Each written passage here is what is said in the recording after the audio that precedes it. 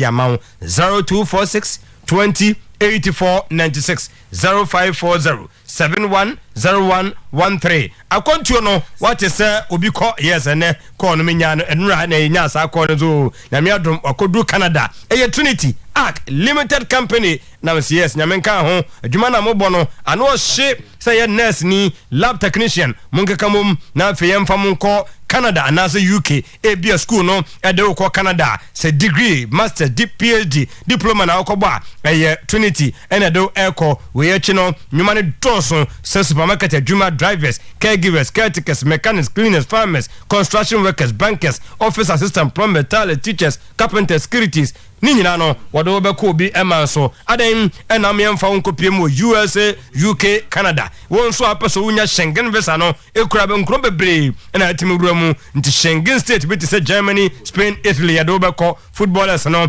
ye give visa na mamua ye Mexico Australia Brazil Romania Serbia Dubai Azerbaijan Qatar ni do eko ye won kran enkan no ne ye wono ya so ye new market road Fidelity Bank first floor ye be komasa no Abrepo Junction o branch kakra bi wura mu a no Duato Maslachi on Moho and Abenya Trinity Arc Limited Company. No Duatu Quino 0531 633 556 Faith Homeopathic Clinic. A Henma Cocobain, a patron, a Mamma Elizabeth, and workers no. Yet the Gidia call now Bansua, no nim I serious. Nina say Infidiana Eguana mono, a tre weadia, a trewa, wound to me yet yes, I diano, a mouse da, and answer da su also sabri, and unti would ye stroke, or being come one who formed to fibroid ne how diabetes, pressure, ulcer, asthma, arthritis, ete, esueneso and case, wedia, ausium, Messia to me, tenefueneso, and my kind de, I want him ma. Wo de nye no nkwa na abatafre ye besa wo mpanye twampanye ma abawo wo wie pa awo no ebedi so tie ni ye eye Monday to Saturday okobogo so station ho atakrade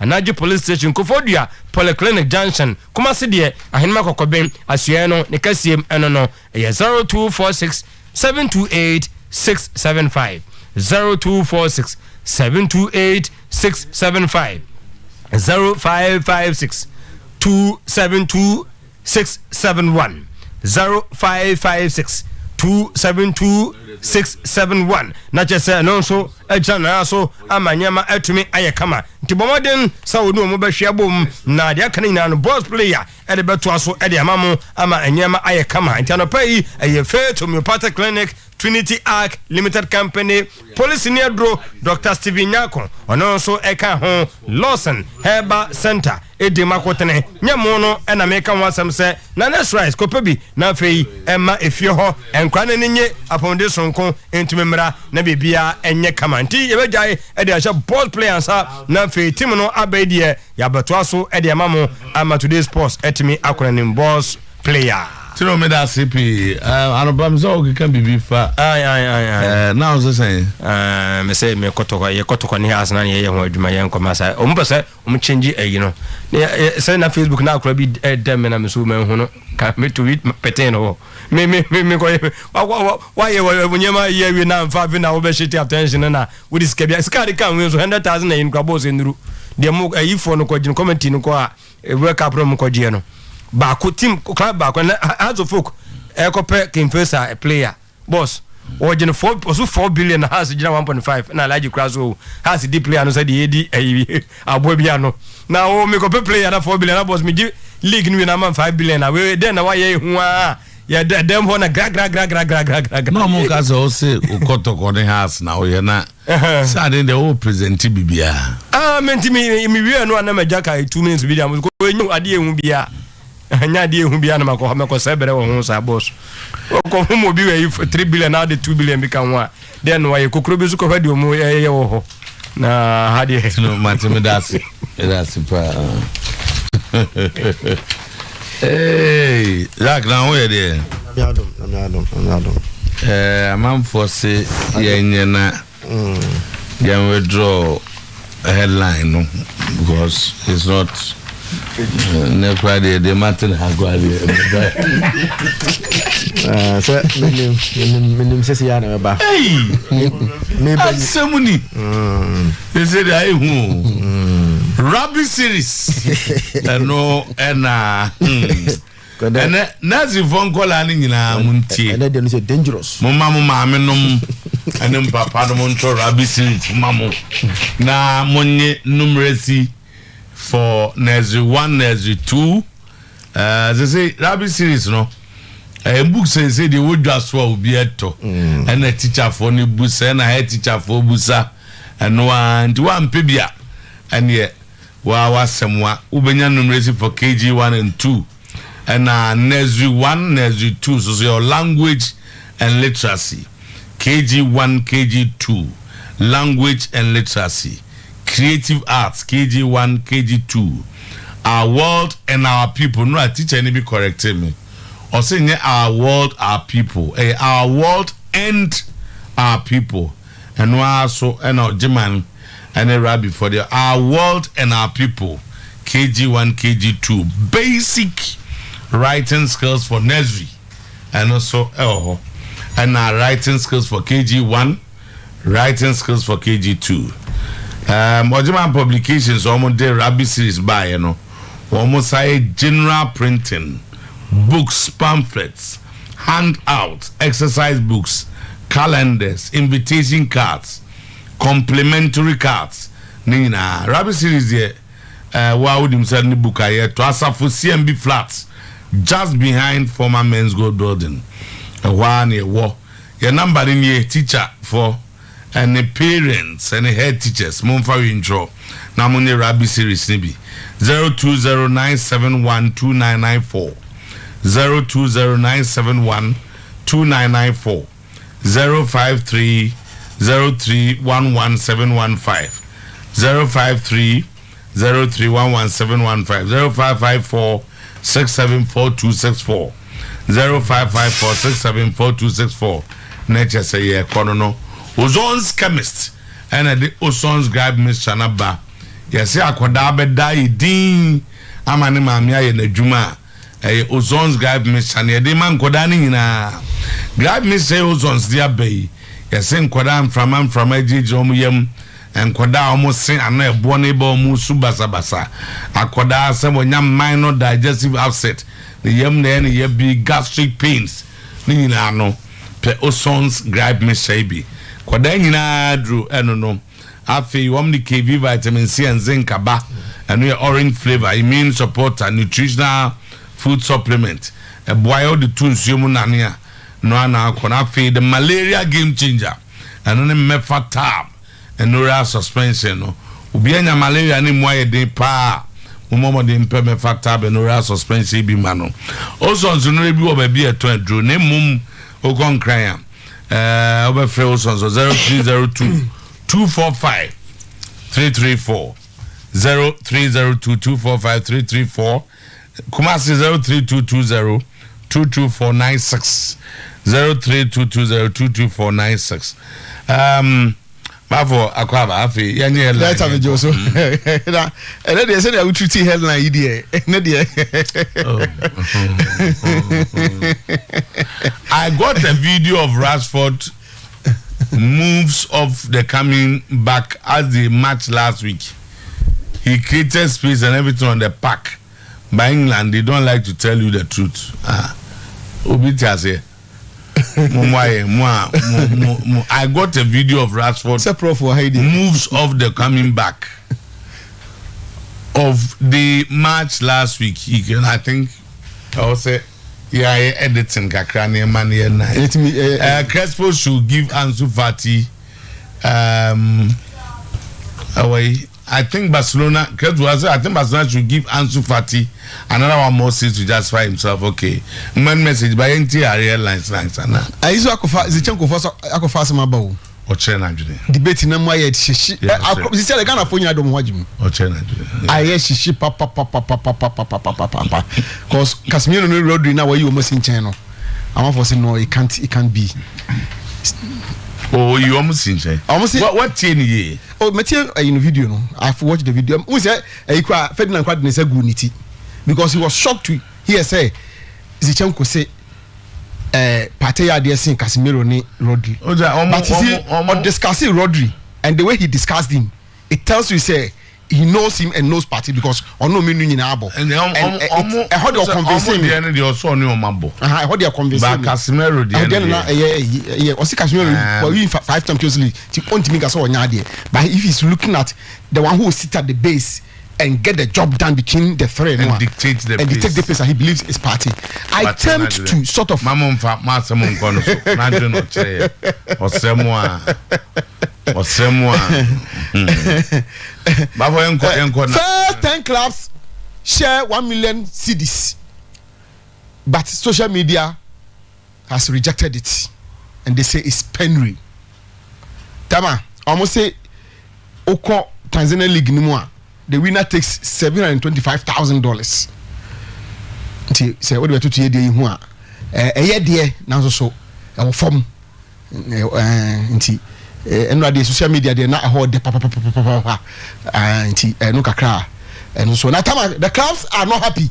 Why share the TV money equally? Why not the same as the prize money? Almost say prize money there if you're not breaking it down, the winner takes this, the second takes this, but TV money there how much it in pay almost no intimidate, especially when you be match scene be no more. Especially when you been match scene be no more. Can you cause you check crane dey ya channel on that you know crowd can come where you matches do no one na come deserve see more. And also I started generating this course and so I can want some and then Tama, the number that tested Kate, the same number has been testing people with threats including Acheampong. You call police for no kakra ye nya no. Say number no kra no a host a bibia obi baby and yes no man no. And it has absolutely nothing to do with Wilfred Osekwa Kupama. And you know Tama kakra and also a image from the so-called threat to life and I said death ayina about so the Pamaku police quotes no and also no and omuguso okay omuguso and emusa also a developer and the kakra be ka ho any other say ba ko de about ogunti no oni me say akamuti abum about ogunti afanisa Zach Mami Musa 1 or 2 questions. Oh, okay. Family day. No. Obiacho agenda. They did not say Anane from Kunsu Kojokrum. Cucurella to Manchester United. Awufa Pai Sunday. Also my uses and Cucurella, no, is it a serious story? Yes, a serious story. Oh, okay. United 2 left backs. Initially, na say look sure they need serious. But after assessment, honestly, serious.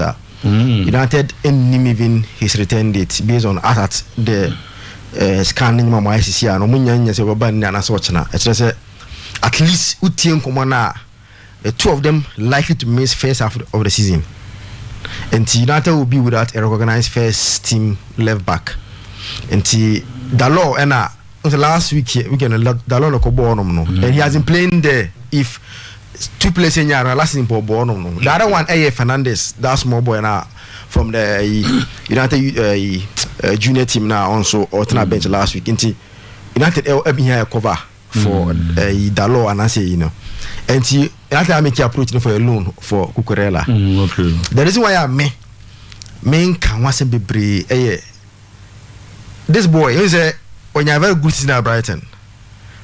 The City almost signed him and the Chelsea this car like they paid more and a Brighton man call a Chelsea instead of a City, not City will be so a Chelsea is a very good player.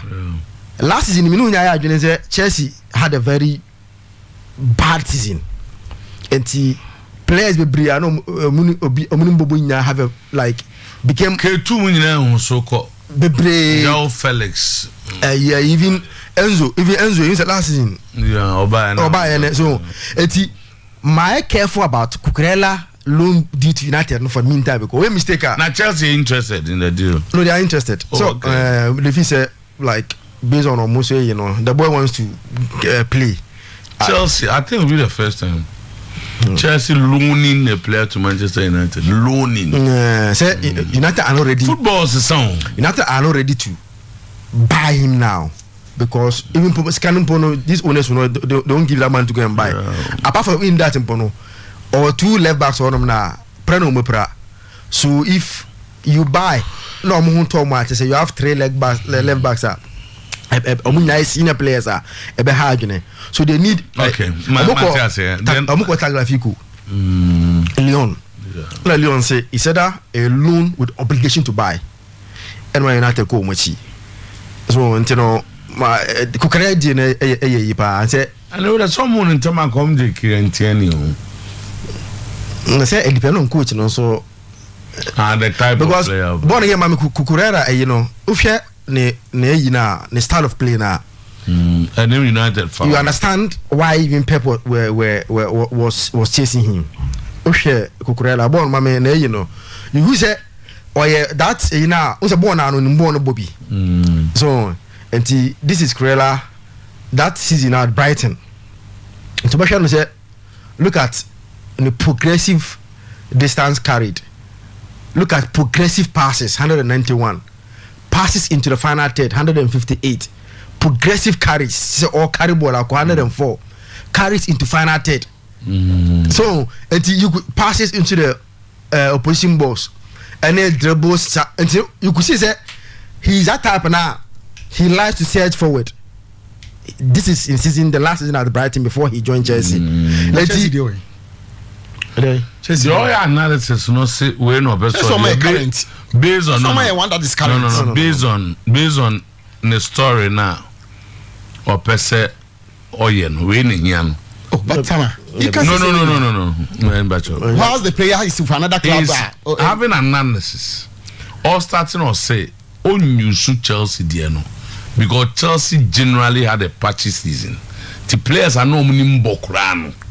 They struggled there last season, and therefore he wants to go to Brighton and use it. Was a change now? At least so be there. Even one but for Kofi now, yes, and I won't keep the answer, and I'm worried. So what do you catch and say? It should be fair. When there's sometimes and so on a ball, when say or the and young good the band, what clarify. Okay, why if you will be one with you know so bar for crap position by clarification. Young cow Diane. And you know, maybe I'll wait for him to rather come. Okay. Now, actually, what he brings on board because generally, so na memrako for family no count. No general 3 why 1. Mathieu Anopei and for the work and some power about the PFA. I mean, no money. Work and some power. You need to know me. You need to know me. You need to know me. Intimate team without Rashford. Now you see. And then Casemiro. Gradually, they are losing their credibility. Gradually, they are losing their credibility. Yeah, your position, but now let me start from here. Must the best player ye choosing Kofi. Said season in no. Uncle Alim Pimfon Kokrani Wamunya on Bossing in the Premier League. But some way it for Muntim you. Omwana kutoma base bona ye boy no onkola mpemfo nkokrafo wanu nwamunya in the Premier League. Haaland and the bob puso munyina anti yema control that same Haaland na onkora mpemfo mbrowafo na omunya pre onimbo puso munyina no. Luckily he was in also a young player category not as obi, so a player who is good enough to be the overall player, best player in the Premier League now, it's not good enough to be the best young player. Does it make this award credible? It shows that as I say,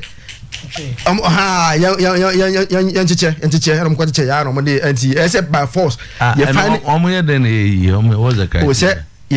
Bukayo is an English. And based on the last year, you know, players now move Premier League and English one of those almost not to Abano. professional players no more England. So where is the credibility coming from? And so I think you can disagree with them, but no, move to credibility. That's another area. The credibility is they decided the English now to talk about because is that an issue with credibility? And so yeah, to about them na yenina nanam say if free crew back so and ya to am obi free crew.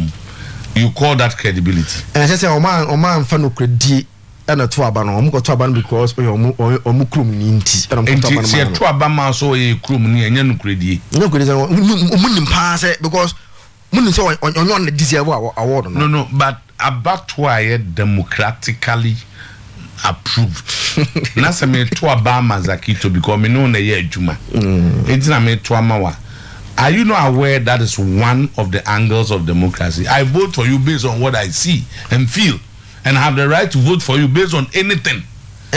So you see, I have said already. You may have disagreements with it, but may have your credibility. Because in a democracy, you vote to Obama because no warfare, and that's allowed. It doesn't make the elections. Therefore, it doesn't have the credibility of the election. Obi or to Obama obi because on in a free crew. Obi or to Obama obi because no we are the fair. Obi was bear Martin. Alan didn't begin how are you saying that is not credible? May credible. You may have this credible. Oh yes. Now. Change with this way. No. Mimi did now. Casemiro ne Rashford was a maybe open the embao. Make a mass. Me time na house for. Me na house for me. But the argument that you are raising, no say. Omo got to abano. Omo enim say Bukayo Saka 21. Ena ayi. Alan so omo nyaye nkola. The ones that we are winning we also call winning. Omo winning player. The thing is that categories, young player of the season. Bukayo Saka, Haaland and Kuwait in that category. Yeah, so they think that he's not a young player. And the best player of the season, Saka and Haaland, no, it's also the same category. Now, what about say Haaland? No, the overall player of the season, Nina, only on Cladding, Cocrafon, Obia Combi. Haaland is the best. When it comes to all these categories, the young and Obuya is the best. That same best player of the season overall, but it only good enough to be the young best player of the season. It shows how how the English just wanted. So how the English just wanted Saka to also win an award. Nah, Mami Musa, the same English, normally vote to Haaland as the best player. Was Saka shortlisted for the best player? Yeah, it was shortlisted. But some women say, they know so they can't. Don't me. Saka is overall best player. You can't go there. You can't go there because Haaland a miles away. So Haaland a miles away from Saka. To all the others are there no problem, Baba. Possible. Haaland is miles away. The young review they saw a miles away from Saka. And I want to come on Saka and Haaland away. So if the guy was there, say phone, say Nigerian. The brand was also there. That Nigerian politician been a kind. Ombuza answer first now he did the pa. Nada Nancy de unye de debut, no catch him so. When will be a woody or Casada? Zach. Now so baby. There be. But the fact is that the fact of the matter is I'm doing Bukayo Saka evidence based analysis. Bukayo Saka. I'm doing evidence based. Bukayo Saka. By what evidence is so you see Nkadene democratically approved one. Because we the only panel being a cottonasi. I may see Saka as a prospect. That's the essence of the young player. So is a young player. No, wait there. Obiwa and Mbappe remember at 21 years. Mbappe. He was no more a prospect. I remember Tobuasi. Saka, you look at his face. You look at the boys and this is a boy. I mean, this is a college boy. Oh, Obibo who Saka as a prospect. And then your age and go that. Tell me, but some so the age. Your uncle Ebi or Ghana ha league, you know, they are 20 years, but they are playing a league for 3-4 years. And go for who said they will still improve. Obo so this will do where we.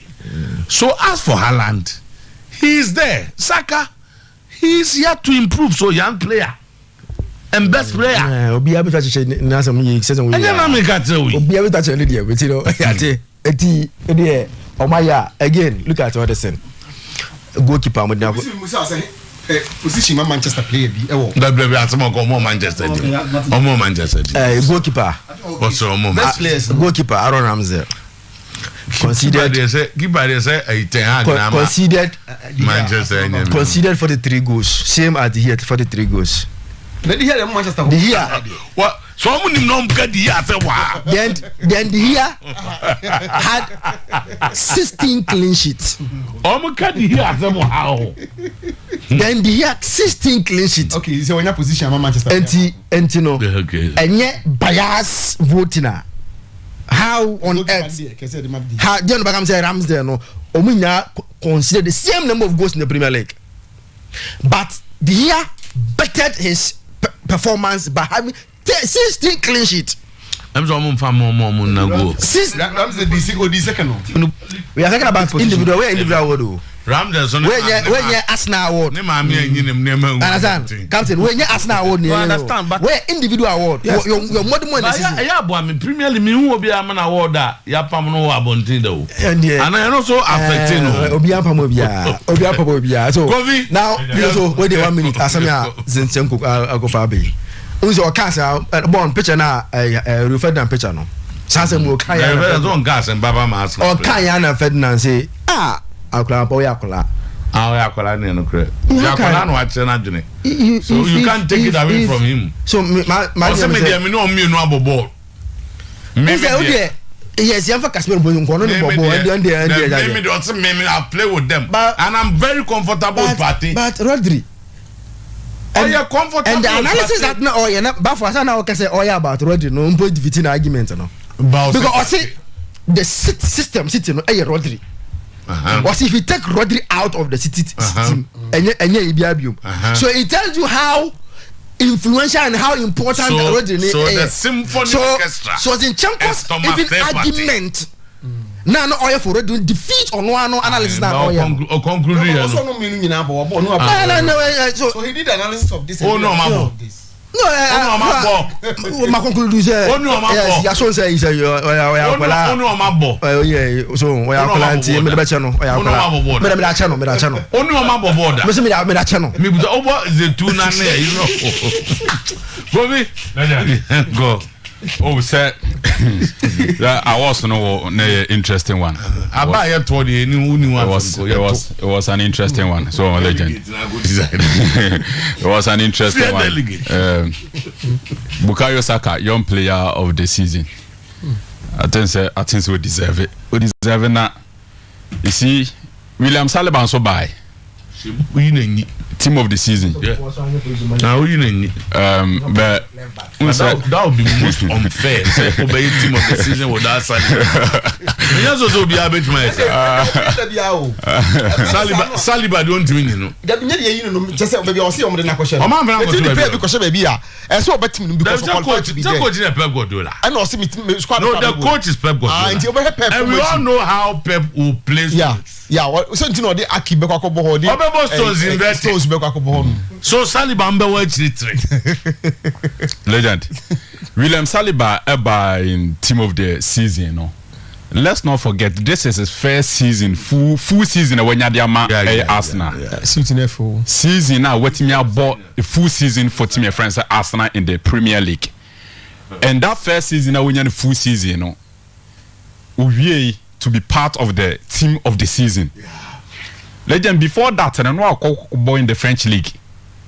And it's a born again they was in free legend ube huni. To acquire and last season no ball France before so Bebano 2022 no. Oh, okay. Then also he was part of the team of the season. And the team of the season, France 2022, team of the season, England 2023. Succession. Na sa wo share ni progress ne progression bibia ekoso bia leje ka kire wo say sai boy ni injury affect my friends Arsenal papa ni injury ne affect my friends Arsenal papa when they needed to rely on Rob Holding e wo kire ho for the when Arsenal needed to rely on Rob Holding e wo Arsenal I kire ho for the last best 6-7 games and I was Arsenal bono na hold him na was almost church with the Arsenal and legend player no that's and he is only 22 years of age. He is only 22 years of age. No one that said Arsenal for best and then the contract and because the prospect is very bright. And legend in football coaches in some more biedo mutima and pempi no catch us say we build the team from the base. The base of every team any defensive setup. And to what the French will build a very solid defensive unit. No will beam to the midfield into the attacking area. And the Arsenal team, no, with Saliba at the back, legend. Ultimate say Arsenal is a different animal on the field of play. Now, me, sir, this season I start here, no. Make a teta success and insane kakra, my team is shaky kakra. But legend, you free Saliba, the dance player, Bukayo Saka. With a proper unit, our Arsenal to say the last season, no. Bukayo Saka should reach a certain ceiling now. We should be describing him as the best winger in the Premier League. But it depends on the work and make it. He has a huge potential to reach a certain ceiling now. Premier League, in a bit me describing and say is the best winger in the Premier League. But legend, it depends on team no, but the team ni bedru the level won't be team do mwakoto. And some I can win Bukayo Saka almost be starting the season. No, my first game mobile against Timber. Was it Forest or Fulham? My first game mobile against this particular first game. Emirates. I would need Fulham. Not a Forest. You play against Forest. Yeah. Second go no share. The Tobas in a second. Who's a young player? Oh, they understand it. But remember when Jimmy Zach, this is from Kwame Arsenal. Or remind you, we say Obusasem. Or say is Zakito saying Corella is a good player because Man City nearly signed him. Okay, but there's a question again too. For 2 consecutive years, the FIFA best goalkeeper. Best keeper in the world has never been in the 5th Pro 11. That's another one. My understanding of what Zakito said was Rodri will not be effective outside the City team. This is why Rodri is played in defense in the national team. Also with Partey, he can play in any team. Okay, but so legend point in and say we season is say now say yeah awards on us and say who players and make a way into the award scheme now, which I think say all the players now almost deserve it, almost slot in the. It should be an envy of most teams, oh. Yeah. PFA. Almost vote. Yeah. Na interest join us back up me no English oh. Yeah. The other 2 outsiders some free baby ko bobra. Yeah. Or 2 bata. Yeah. Near ko to ba ma mo obi man so. Yeah. Say is a picture me also me the to me broke say e dey bomb me dem. Okay. So legend mo no Martin say players no potential no more show no. Mankala. Since the start of the season you know. Adwuma ne dey make Arteta na ya Arsenal ma players we mo do this level. But then say almost also drop it in terms of that level now. They will come back and blame you and so what's your Paul Mason here? He's really been on the neck of Mikel Arteta. So what's in here? They don't understand what he's doing. On the neck of Mikel Arteta. Sa no mutie. Na say Mason there or that Mabusu anim. Sa no mutie. That is how they are. Paul Mason there or the Mabusu. They should allow the guy to work. Oh, legend. They should allow. But when he was building this team, no more. Yes. When he said that I need Martinelli, okay. Yeah. Or start with Aubameyang, or start with your friend. Lacazette and Aubameyang. Lacazette, Turkish German. Boy of Madrid Barca, dribble ball left, Ozil, yeah. when he was dealing with situation like that, no man, you are not support. Yeah. And to go for us, I'm on my stadium. Yes. So it's too early. Yeah. He's yet to lose a game in the Premier League. But they are behaving as if he's lost 2 games. And he's paid 7 points out of 9. 7 out of 9. It's only City. Yeah. And so, Omunyabu Trombe, yes, son. Allow Mikel to work. But when was the last time I saw 4 players in the PFA team? Yeah. The guy is seriously progressive. Yeah. Allow Mikel. In Mikel we trust. Okay. Yeah. Mama Mikel Nyejuma. Kai. Thank you. Nah, but you see, legend, you see, of course, Utin yin so carefully. I mean, 7 hours can see and so you can be. Oh, yeah, can be. You can buy the end. On say, like we are having a discussion. They tell you are wrong. Oh, but my point is say, Obi awaya there. That's good. That's my position. Obi awaya be that.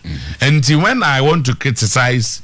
Obi awoye adwuma you give time kakra minyabu kakra yeah I am pet the way Arsenal is playing but mama yen creating pressure as if he doesn't know anything what you say because I be Martinelli okay who was Gabriel Martinelli he picked him and now on and I'm hoko back so they should allow Mikel to work. So legend that is it for us now. Me heard the way our players on the level no mu koko drono. Na say system ni ye adwuma ya. I think say this player should take Arsenal to the height. Injury again.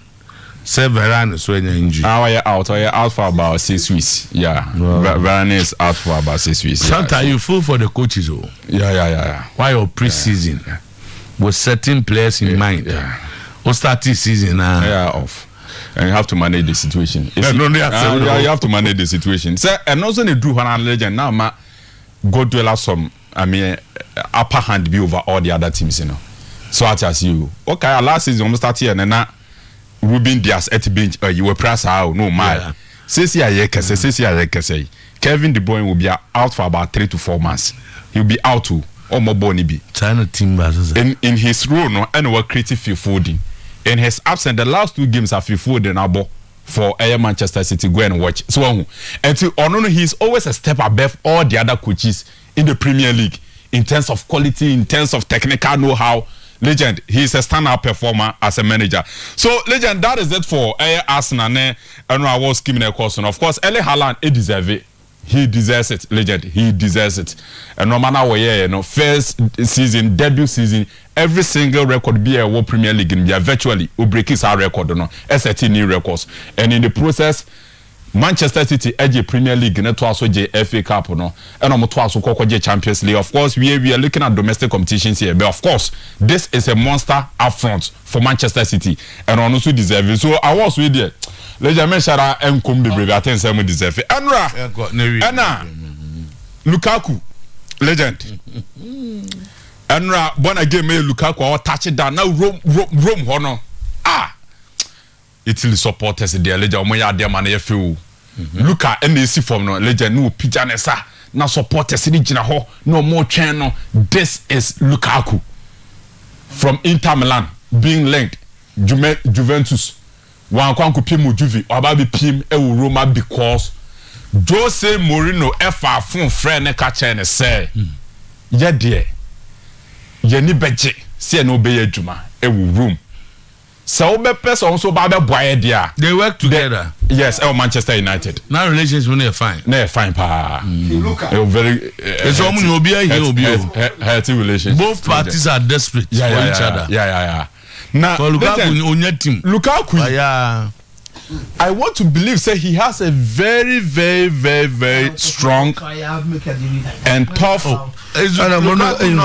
Lukaku not struggling to get a team. Now, Saudi Uncle Foko, I don't know ready for him. I don't know.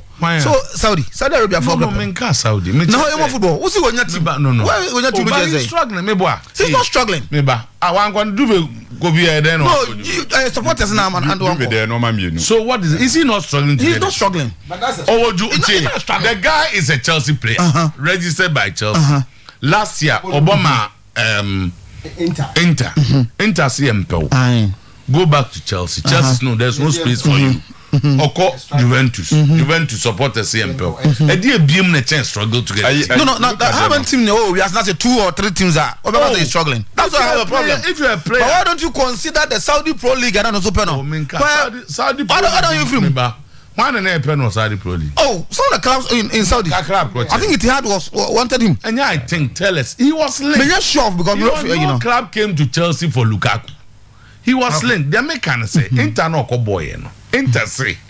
Yeah, That be Inter den nya sale jama mi che. Obi at say what they can Inter den no. Inter were willing to keep him and sign him on permanent basis. And the Juventus football realm. And the Juve ball realm no. And the Juve saying omo offer I think say 34-35 million. And Chelsea is saying. And Chelsea that time Chelsea were willing to continue with the negotiation. And the Juve buy and raise offer to 38 to Chelsea Football Club. So here Chelsea is looking at the highest bidder. Chelsea is looking at the highest bidder here. And Chelsea decided say Juventus about 38 in the almost Chelsea no pay 40 million for Lukaku. And it is almost first proposal and 38 there. Definitely they will push up to give them 40. And Chelsea judge the negotiation between money internet toho. And on between money Juventus. But Juventus issue in say Juventus were hoping to sell Dusan Vlahovic. So moto Vlahovic no ma Jisicano no mu di bia baba be for Lukaku. No more creating space in so baba because they cannot combine both Vlahovic and so eventually no Juventus couldn't offload Vlahovic. So they want Vlahovic there no. Oh they didn't get the offer no more pay no. Juve offer no from Bayern Munich, Paris Saint-Germain, 80 million euros. Omanya offer no. So Vlahovic has to stay. The second thing is that Juventus supporters never pese Vlahovic be stay rather than going to bring Lukaku because of the bad chemistry between Luka and I think some churches are between Lukaku and Juventus supporters. So Vlaho has to stay. And Inter wanted to keep him. Lukaku even disappointed. Inter made an offer. Inter were not ready to improve the offer. Just say anyway I am. No, they could have even improved it. Chelsea, omne striker. Chelsea don't mumpe. Chelsea then they understand. Bola gumu na Chelsea kazompo. Omumpe Lukaku. Juventus supporters say yempen. Then Jose Mourinho. Yes. On also so I desperate for a striker. Mambisa. Oh, that. What for? Okay. Legend until Lukaku is in Rome. Na picture na yepesi etwa ma atiefu nyina hu the new Roma na Jose Mourinho. The iconic figure. Built mpacho say new Roma. The new Roma with Lukaku. With Lukaku ni team na obed na yepesi etwa picture. Na se Roma started so more when number here forced to reckon with in the Serie A and of course Europa League no more bona. Anya man for 1-1. And I catch us say last year yeti wa mukan. Yes. In the course of the league no. Mukan de Mourinho ye. And you abe Roma obi anye bida for years. I think I heard it on this network. Who said obi Roma?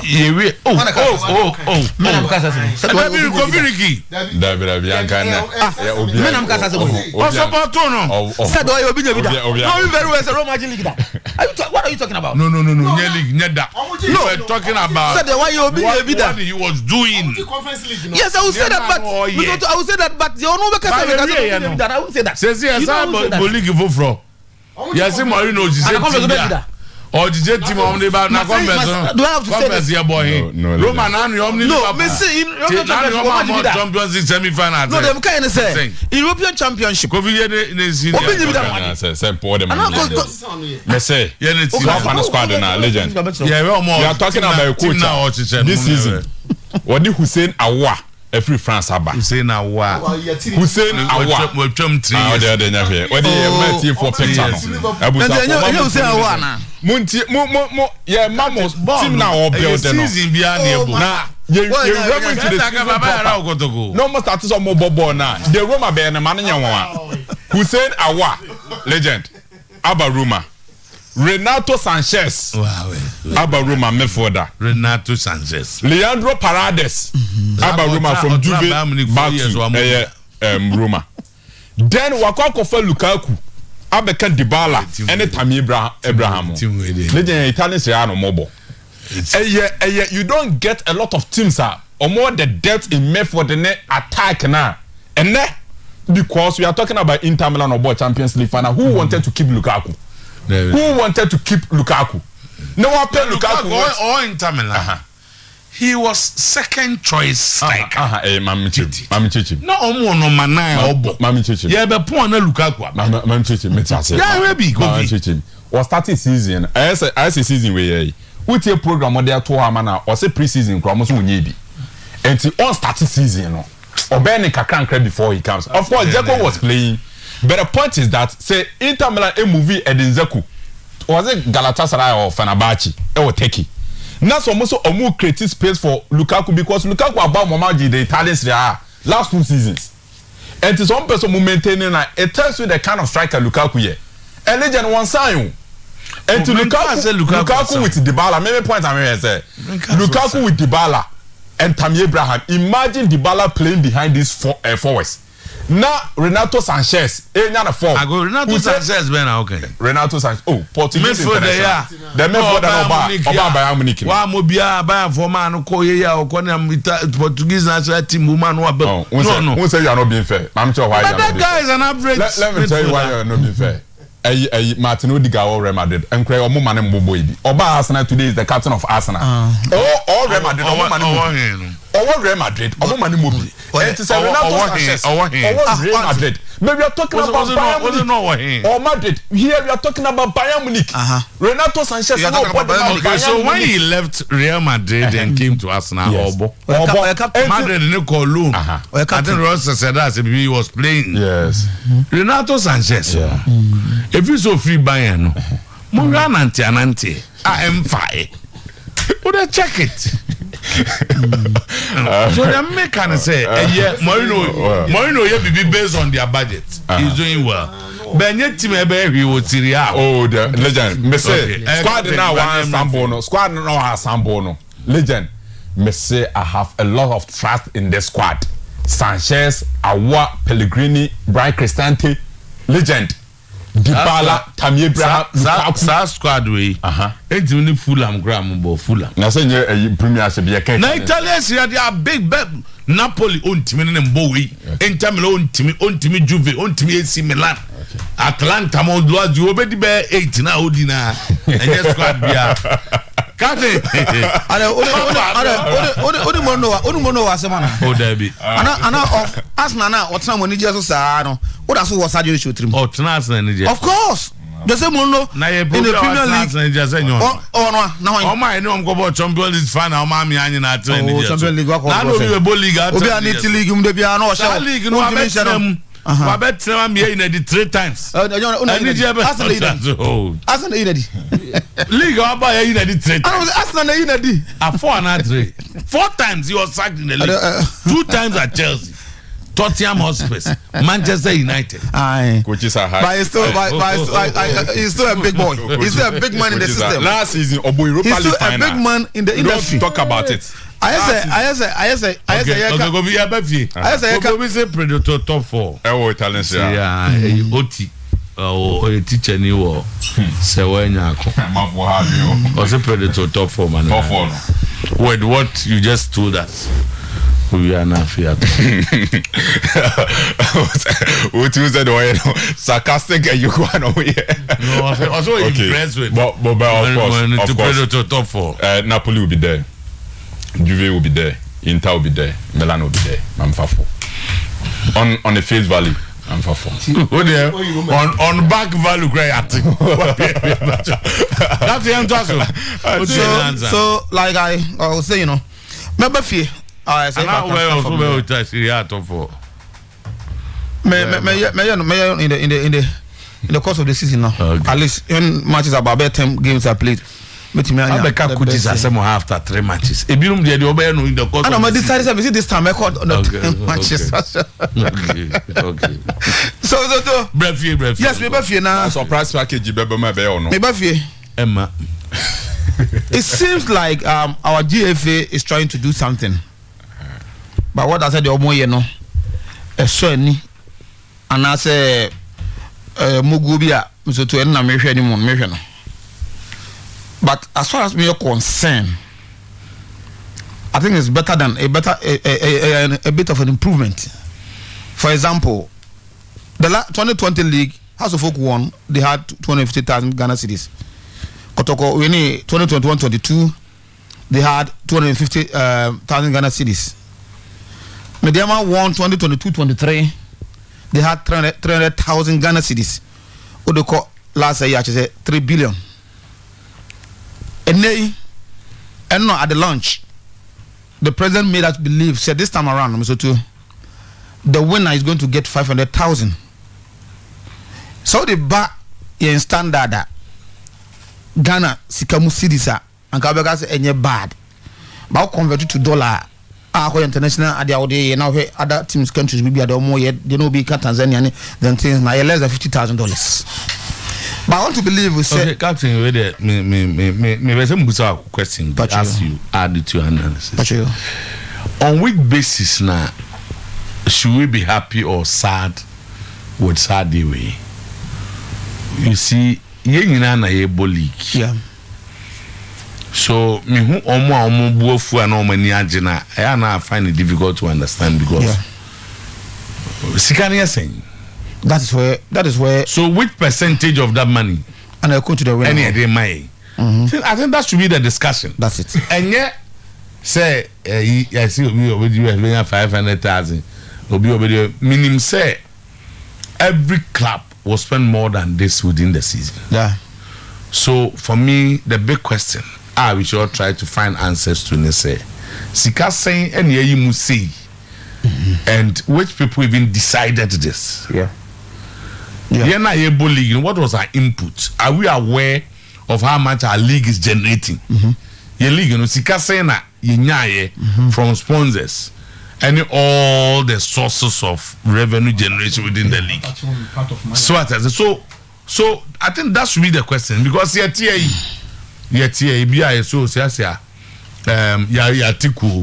obani akajo so the obeyisi ebeman we I think the question should be nya saying ne mu saying ye de man na de aka ne ye de yeden am so na woko. Yeah, that is why I mean we said that rhetorical questions no. So should you be happy said that no only bibi no so any and say something because so if you look at the amount say if $1 million is the amount for the season per the contract almost and $1 million is the amount of almost share there. Now said the winner contract there here with the bet power no. So any league in the Sikamuni HMO man I say bet power is the only sponsor. Who's that? And TV right holders no. Until our bet power then we have the TV right holders. Bet power. Yeah. Okay, say we bet power sika. It's supposed to be bet power sika. It's supposed to because we say omanye clear as to maybe sika will be fiaba. In real you know so we have presentation in the send all Canada he doesn't really tell us say this is from ABA sponsorship and now say ABA the FS accumulated funds are generated over the years no and you put together and then we think say yemfa bi emma clubs no this time the FA had decided say clubs no you pay more money therefore this is the route I pay the enrich club no say so who decides that this should be the ESCO. It should be the ESCO and not those taking part in the league.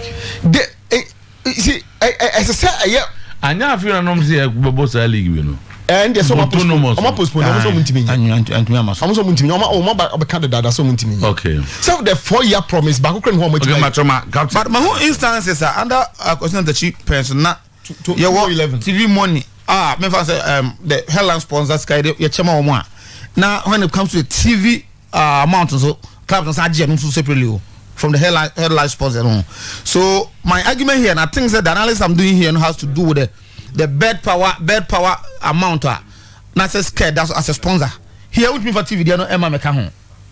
You get the point. And you know this is where the take from the prize money from the league in every the headline sponsor no. So I want to believe a bet power amount no more can want so too.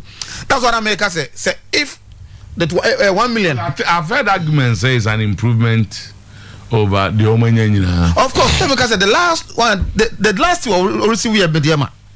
I will not 300,000 Ghana cedis, which is 03 billion.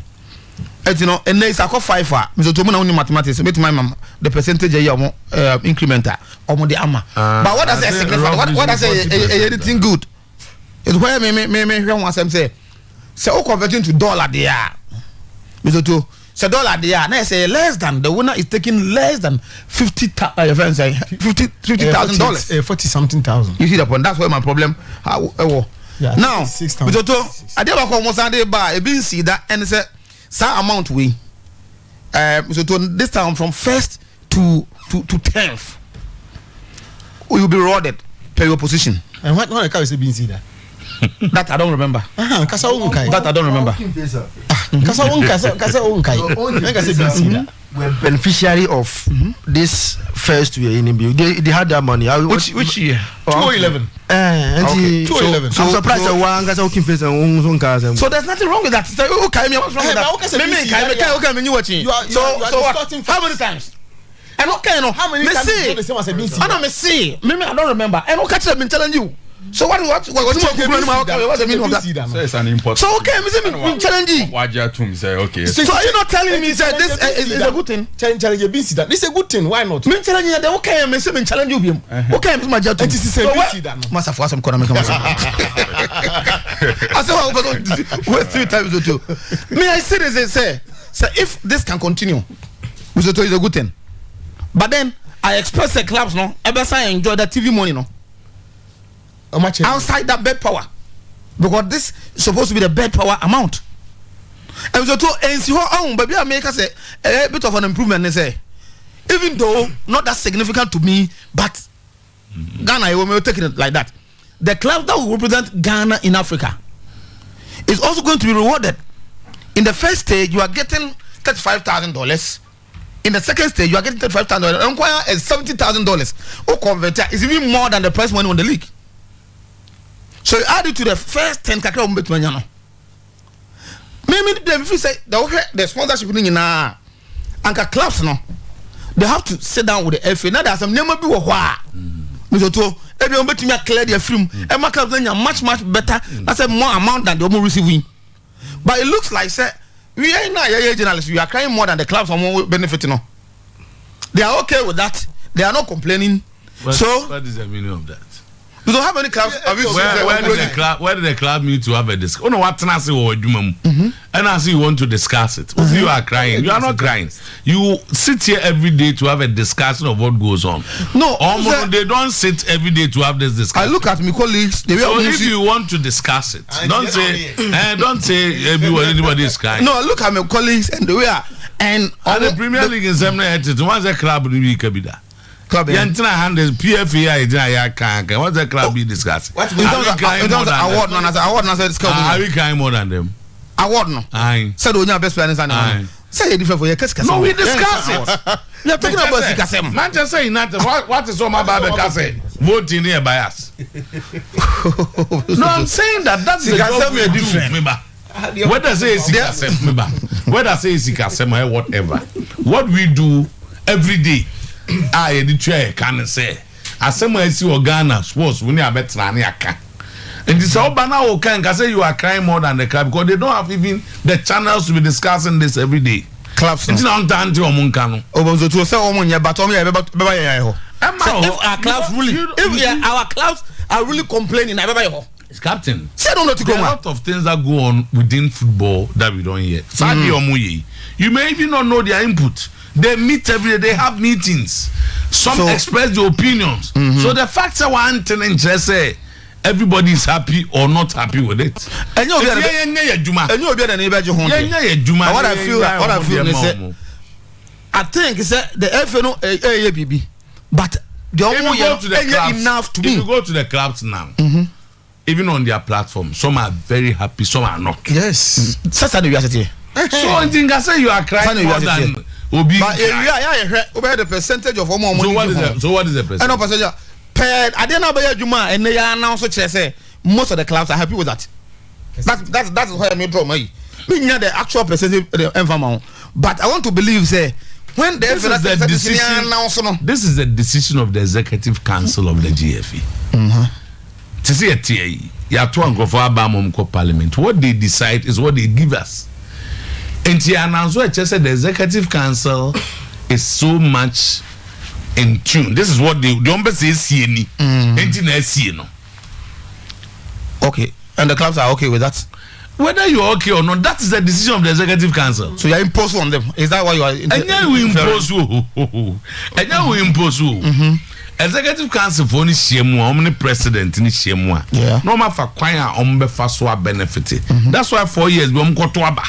Yeah. And elect executive council and the president ombe tima come as my mom. Okay. So they sit down and have this. But I'm saying that the clubs, Premier League for no more platforms, more meetings, Division 1 for more. They no more na ya a preso, but do be preso, be preso. But at the end of the day, the final should come from the executive council. But point I mean making say Juma. If it's good, continue to do if it's good, let's applaud it. If you personally think it's not good, criticize it. But I am sound to say Obi cry more than Obi. That's where I'm going. You don't know what goes on there. No, so some are crying, some are happy. Yeah, the decisions they take you or my muha. It maybe I come from the executives, but you Uber who say amount for any happier. The kind of agitation, the kind of issues about him. But say if Minya sad you go with that. But then Mizoto, in a normal sense, so the previously almost any the abedu idea. So Mizoto, there has been an improvement. That is and what that, do you think? And that is good. You say at least you're okay. Especially of course, we have no problem with that. Especially with the club that goes to Africa. If for nothing, because Nancy say the Ben as a higher on striker was saying that the Ben a clubs Africa GFM Musica because it was Dreams FC and Mediama. Musica. See up to the but what I'm saying is that they see that maybe it was in the pipeline, so they decided to start with this class and no more. But now officially to start with class Mediama and Dreams FC, whether it was good or not good, I don't know what I'm perceiving concentration call. But my case and nay, I bear something. About how much class will be benefited. It was the no crying that $70,000 or more class benefited. The club that will win the first time because this is Obisu argue say is the club of the GFA president. That's why they started. So now, yeah, why I call free Abroho. I'm an official. So why you had to ask you? Yes. What uncommended? Send me. What do you oh yes, I know Jaya. Then I have a problem with that. Oh yeah, you know, and then you know, at once. According to the standard, we are club now qualified to Africa. Unim say, Anya, you are at $70,000. You are so also be qua. Obenya. The name come there, qualify for first stepping. That's the staging. Or more agitated $5,000 more. The next stage, if they are able to qualify, you have another $35,000. Anya shebe to kushun. So to the dog good. Kushun to the next stage. Started that. The next league the next FSA. No more coffee. I don't want coffee. Okay. So we know how much that on the mile. I said 30,000 on the mile. They say I rated 5. So all right. And our clubs now me say Sky they want to 10 no. Qua between 2,000 Ghana cedis from 80,000. I would say from 100,000, 80,000, 70,000, 60,000, 50,000, 40,000, 30,000 to 20,000, and they're about to start clubs now. But so, it's an innovation, yeah. Captain Medasi, yeah, we are 11:27. Yeah, no, okay. Tama, I call this the effect of elections. The effect of elections. Now, unfortunately, no makwa ma yenye elections afibia. Kan ye elections afibia be fusenka. Ye be hu no makakra. Adentina make us what has changed? 4 years clubs has suffered. 4 solid years. Football clubs are Ghana hano. They've gone through it. After we are in election year. Let's throw things at them. Let's throw it before them. I'm feeling good and feel say, hey, Bibi Pebi, my. So media, I'm not surprised, but I don't even believe it. I even doubt it. Me want me doubt, and this is bad for I'm working as a journalist. You can say I'm crying like a whatever. I don't care, but I doubt it. Me basis for doubting it. One, the Ghana Football Association's president, in his campaign, or say he's igniting passion. Then after he ignites passion, he will make the clubs rich. Sorry, he will create right and then make the clubs rich. To obey igniting passion, you and I know, as far as our football is concerned, there's no passion. You and I know, say the clubs, there's no wealth that has been created that is benefiting the clubs. The clubs are still poor. Tama, 72 coin. 4 years me to come her. So people be for the back and also challenge here. Other than that, as far as I'm concerned, Tama, the clubs are struggling to buy players out to you. Premier League club, they are buying players from Division 2 and Division 3. They are not even buying players from. They are poor. I'm saying the clubs will generate their own sources of buying everywhere. I agree. Club now. I agree. But so almost yes system in such a way that clubs, you know, will be used as a vehicle for the revenue generation, you know, of which looking down or can't looking to your guys do create water mom. No, me tell you that.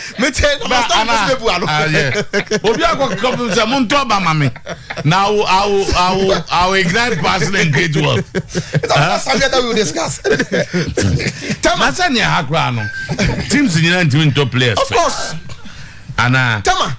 But you see, the money the president tells the whole world through the Ghanaian media, say, Afibia, Ghana referee, okay, maybe Sazaki to way because we are that me cancel or say, and it's from one of the club guys or say his challenge is that these figures should have been presented to Congress for approval. Yes. It's not a sign of disrespect to us as members of the association.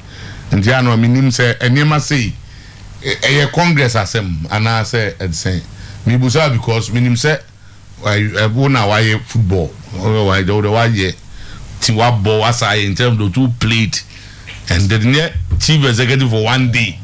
Our club, you were there for a longer period. But the president, okay, Ghana for you, say, and you are seeing, I say, referee the mobile Beswadi Pano. I finish soon. Referee, why are dear? Card is where you be fako. Down me see, media, Kura. The person may debate at least one that you need to Ghana for Pesaka, Kura. So, Tama, 4 years down the line, Kura, I could say, Yanti referee back cry, say, dear man. Now, was that official? Who way? Or because I be my referee? Tama, more than official. I want the referees to we almost the papa. Referees need to we almost there. Referee for Monka Sanchez was there any coming Kai? Some talk about the best referee. So me as said they will help with this. Madam for referee to the senator and tell us where the FA president. In 9 years. Tina mean me say FA president so better pass some clubs and me ni. Because Kora bo of saying bass bia obeto bia dem tim bia bass bia say Coastal say Anti-Mario say card bass bia definitely Kora bo be forcing no say FA president name me on tim to bass na say kwatekwa kase obema on efra ni di ka ho bi utimi nyiri di mfim say ono de kwatekwa o se beje ntuma efra GTP ana say ntuma Holland ana say wo say me ma ba beje e wa be efra no kwatekwa. Say we need this over now. No. To me, the paper forward the mini. But so clubs in so much idea. I'm doing this as a journalist. And to say clubs in Bejedi, so munini, so mbefa, so munfa, their own cup of tea. But I know the clubs, some of them are not happy. But when they enter into war, almost say the Tanzania League rewards the winner with $725,000. Why are they referring to the Tanzania League? And not the Togolese League or the Beninois League? And Liberia or Sierra Leone. Why Tanzania? Tama, you can easily verify, and they are supposed to be at our level. We are better than them. But Tanzania League Emma the winner $725,000. Yeah, dear no. And no $50,000 crowd. So it comes back to my issue. The Tanzania League may have sponsors. Yeah, they need sponsors to say Tanzania. Tama yeah, they no FNC one more sponsors pa. I'm say the best first time in the history of Ghana football, the football association, etimi anya sponsors the Ghana league ni pa. Listen to their people. I like and sometimes I'm only listening.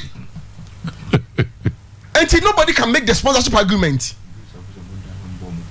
I'm sponsorship and no every president and I can say no was so creative marketing and sponsorship department Amasika Federation one more bidding war by prospective sponsors. Tama in the Tanzania League club will be a season obo bibiano. They believe say sikadi enya no season bia uka hu bi dey generate here enti though you might have been relegated wo kwa ma kakra ma de kofi obi send referee na de na mpa best referee car. Now I'm the winner of the league, 250,000 cedis. Runner up, 150,000. Second runner up, 80,000. And a best referee car. And a division one zona win a car and gold medals. A car they never move. Not best referee in Benya car. Was it all 18 teams will receive a total of 40 balls each. Born on an animal. Yeah. And the time the car is where say Nana who promised to learn him the referee never. Oh chance. I was over my car. 3 years or 4 years no. Omu referee papa ni bia ko bia nti na wo maye. And omu can't say that. That's argument na we. I think that's a good argument na we. Want to come and say that. But I go bia nti nka. Na so be my best referee car was say me why never papa nti maka. Eti menya referee bi o ya. Oba all class 2 gravity maka se mu ache. Omo hu best no. Say who defense we ma jo na mo one ball to the defense. And that's Tama the Tanzania League the last club me ko fa Europe because yen yen him say elsewhere ye bop season ni wi a obi de wo ko fi kraja no kwan ye de kakra hye nsem so wo de nye wa anya de giko na kwakọ bo ho na hwese afia se obetima ba ba ye de ya chemu mienu ene ya besi fa na ye de mafa se mo de monye omo maka de kofie ko wu so obe ye de yo ye nyina so omo nyina ka wo bi na ye generate scan for the league o the bet power sponsorship now yes ye actually am 10 first 10 teams the 11th club the 12th club the 13th club the 14th club the 15th club the 16th club the 17th club the 18th club omo nyina ka bi na yes kano what kind of wickedness is this omo de bo yes kan bi anya nya bi anya say what be da kofi nya bi anya Tama those clubs no omo de mo league ni bi didn't they pay players didn't they travel across the country what for say Premiership na yenya na mo ka ho asem sisi ade. Ye season ni wi ye Chelsea team no congregation ye ma no. Would that happen anyway? Say up to 20 no. Okay, omo de chebo bi anya bi. Oh, you chebo bi anya bi. There's a basic one and some about positions. Position so one the position na ye. Don't just unya di. But again the two so one time in the position first. Winner and the hono. Second. Who did let me one year. Kofi ko wu. Wo Kofi. Wo sa the shoe na ko ya ma wi. Bafo ye mami. I think this must be looked at. Say your position ni we are. Teams na omo bo ma ye generate sika wo league ni mu no. Ye che sika na ye nya no na ma obi abi. Me pele so me bucket abne ni team na ba so. This is the way we should go. But ma ye nya yipemu. Tama. We Kurt versus Palmer. Enra me ye ho adwuma. Tama. Obi oben Kurt nkache Kurt say this is giving him a bad image. This is giving him a bad image and he should work on it before it destroys his image. Because Timer, look, Mamenka Samunchiro. The way I'm for who no. A different from the way of say on any call for no. No. Tama. Mamenka Samunchiro. Police for no call Mukakra no. Say this number, the so-called number now, Kurt say sending a test, catcher and say Palmer small no say anybody so me kuno. No amount 20,000. Na sa 20,000 no. Akwane say on the ono Kurt ni pe bibi kakra fama no. No nyai sa adwuma na Palmer de ahye ne nsa. Azafo ya. that number has been sending messages to people, including our own Acheampong. At least my body papa could be popular person in the Ghana media space, in the football space. Acheampong, so I had the same report, you know. And Palm Cat, I didn't catch a coin, so I catch a police for say this number has been sending. I don't have Palma Bam. What's it? I don't have Palma Bam. In the background, in the ball, Palma D. Cat is in the background, the catcher say Palma na say Omekuno. Tino call report to my police say Palma smoke of Omekuno.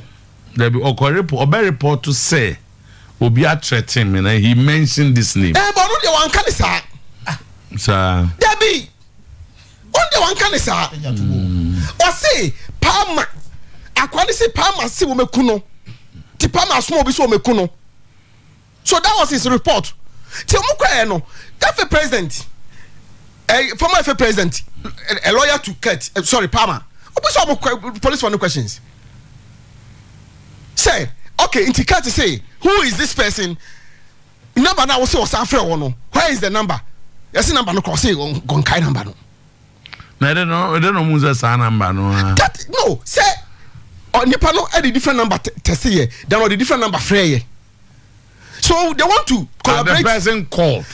The person tested and the person called. So they wanted to collaborate these two information, which is very crucial. And a good lawyer will ask you these questions. Obviously, any good lawyer will ask you these questions so that he will be able to collaborate this information. Then I say, I don't know, NCCNE. And as someone, Omubusa, they said, what down for Kate? What's it there be? We are not friends. Until one in nature can be like there's nothing going on between them.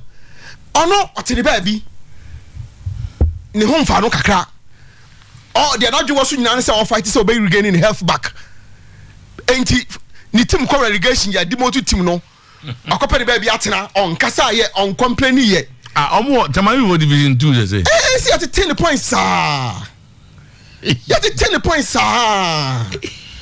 10 points at now to division 2. Straight. 10 points I said Tamayu our division 2 team and they almost qualify for premier. Sa league now, yeah boy, the same league now the Heart of Lions by no. Tamayu could have qualified and be in the league, in the Premier League. By points deduction 1 to division 2. But then you know, what Pamanka on Kasaye, not any of his group people around him. Obian Kasaye. Then boom, Pama, sorry, Nanya, I don't know why I think a kaka. I say, or say, Uncle Yango Binti, you're watching into. But that's what for. Zach. No. I don't know, Busano. If what kind of the status now, Congress area of authority. So don't mind a force on the budget because this is a campus almost spending. And Article 27/8 talks about approval of budgets. Congress, so all these things should have been sent to Congress for them to approve the money the FA intend to spend. Sorry, Tama, obi the message we bring me. Or say Tanzania Premier League headline sponsor is NBC. Minimum NBC no. Or say they give them 1 million per season. Bet power deal is 2 million per season. Now, what the how much? There may be other so can headline sponsor. And there could be other sponsors. And the Mascano Cosrono. Fine, mediatum. Yeah. Maybe the main point is medium who we know.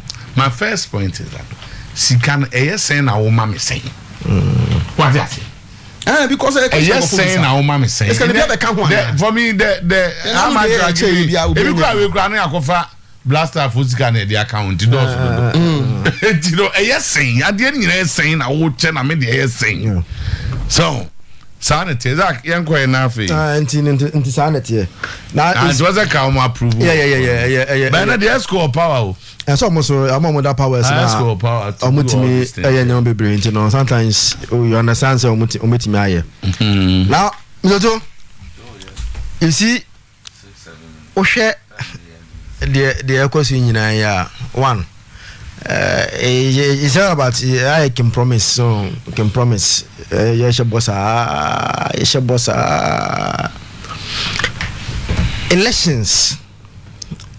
Election year, there a lot of things happens, but you don't go beyond your limits.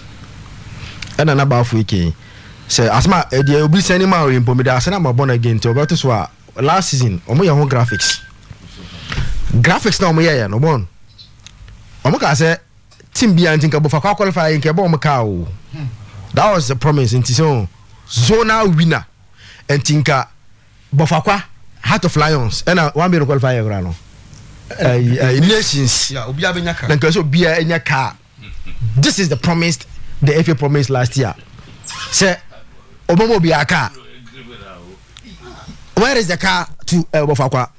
But only maybe I don't know 4 years new asema ebia kapina mputini ye na umani because see Bofakwa I don't play I don't qualify.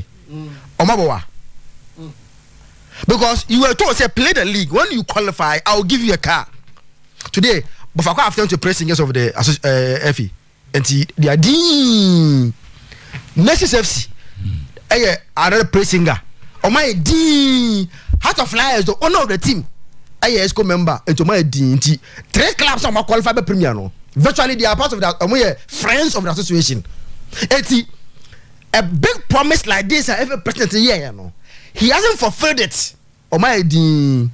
But you see Randy Dr. Andebika Assembly during the last time of Christianity I know say nka me hwe voice ne kra or say the ESCO members of the Christianity last year no azo they've turned to zombies.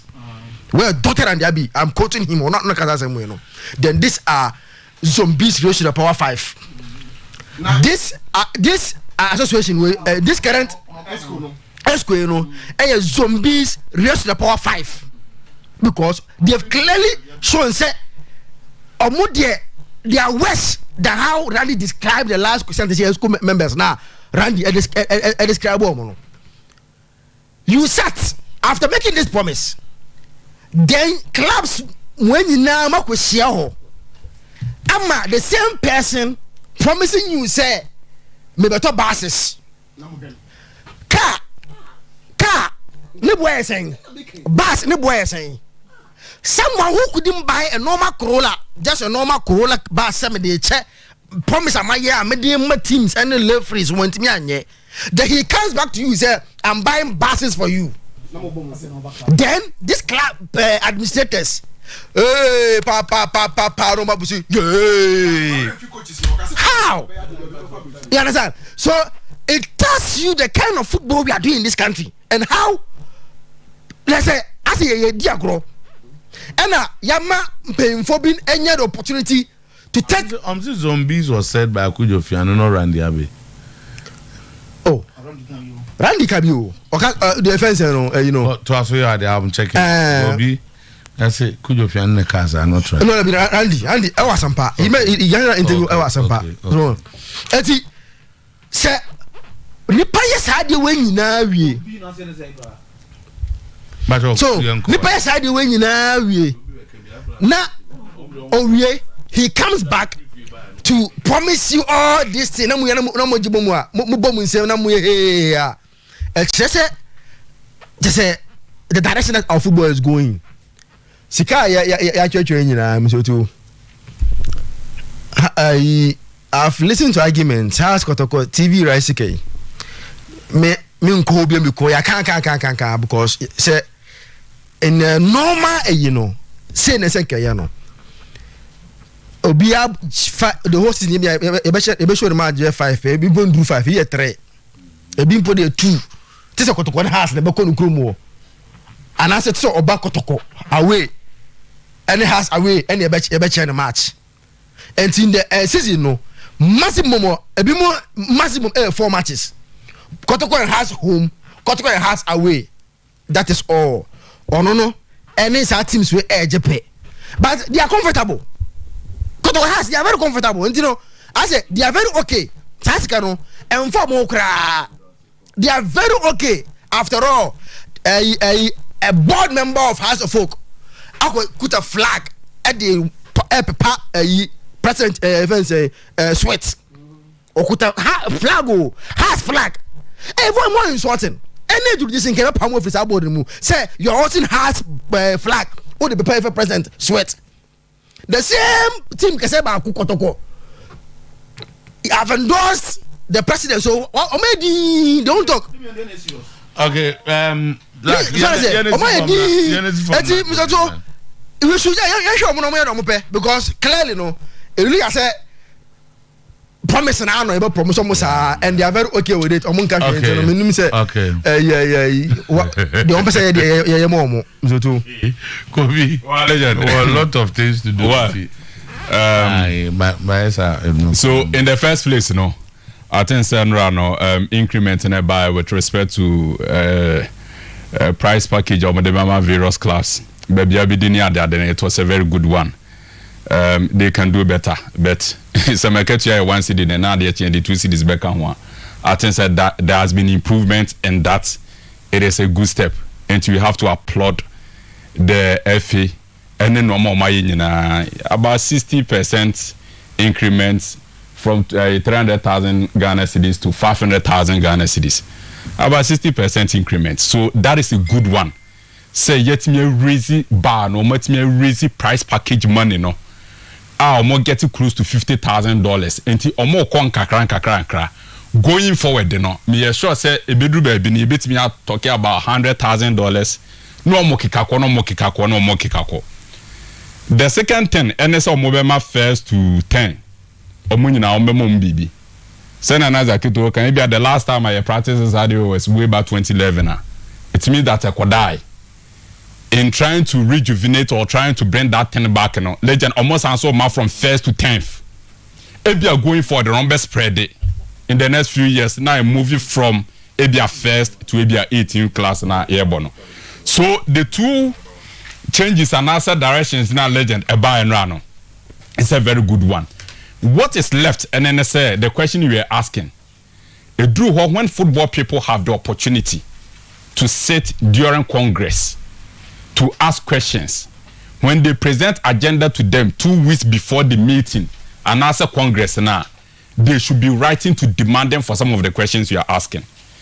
We will analyze, we will discuss, but then the ESCO and the FA president we are accountable to the football people. Say Okwaje sponsorship on behalf of Asante Kotoko ne Accra Sufuka. Asante Kotoko ne Accra Sufuka, they can ask.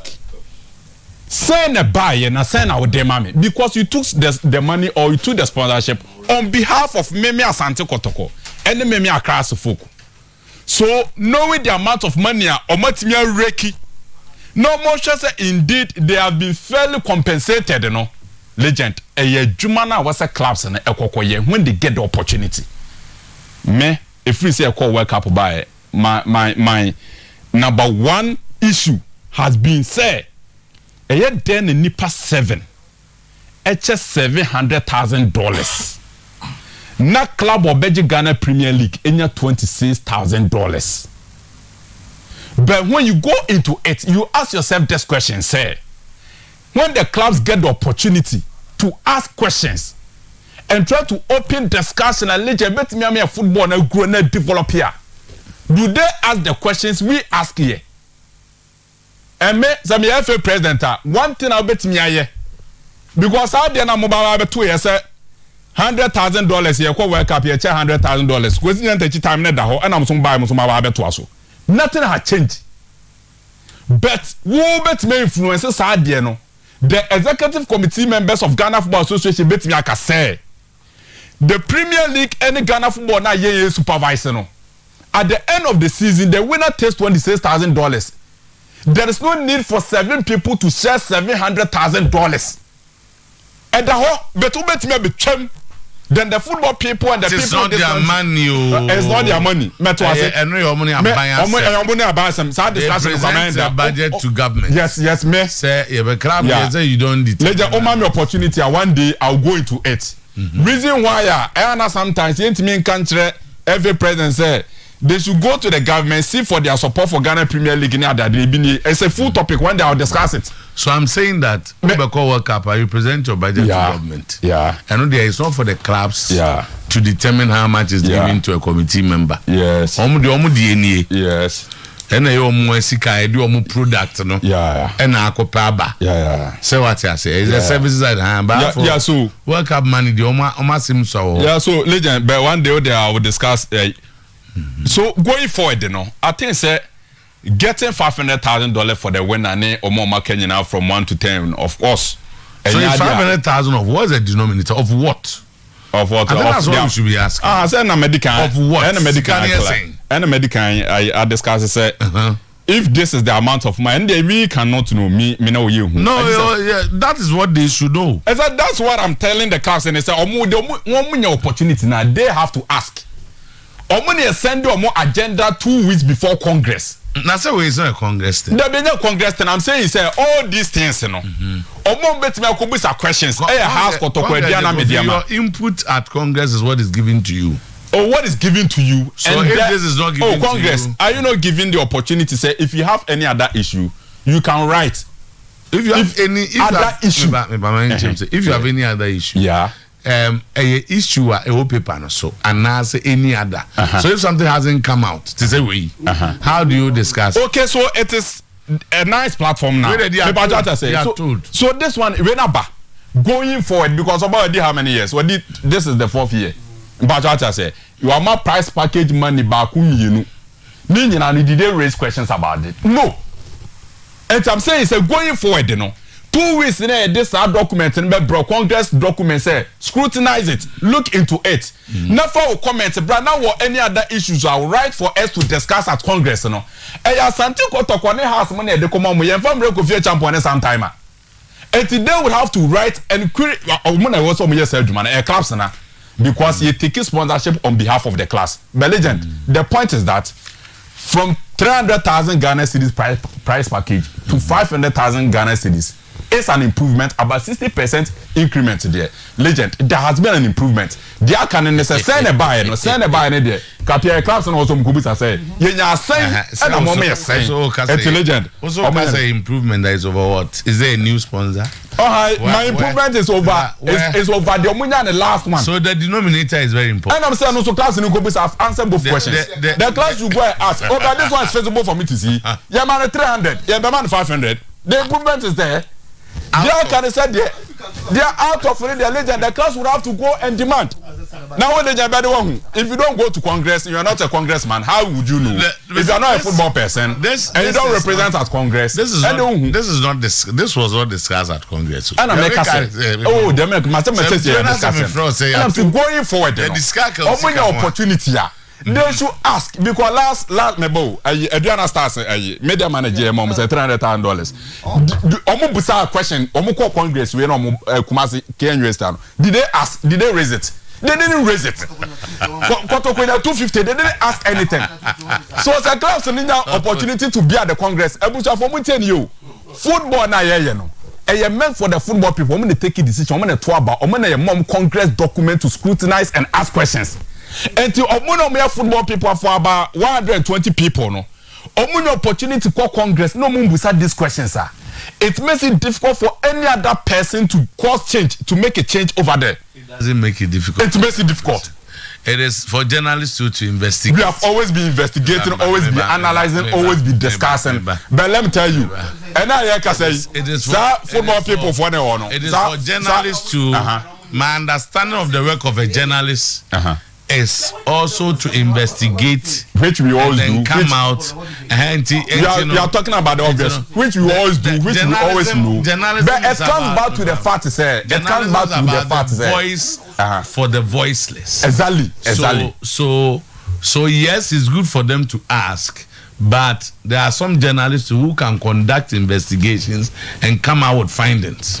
Listen, I'm saying that's also part of our job. Yeah, men can say part. Okay. But men some point in and say, yeah, baby. So when they go there, they should ask and demand answers from them.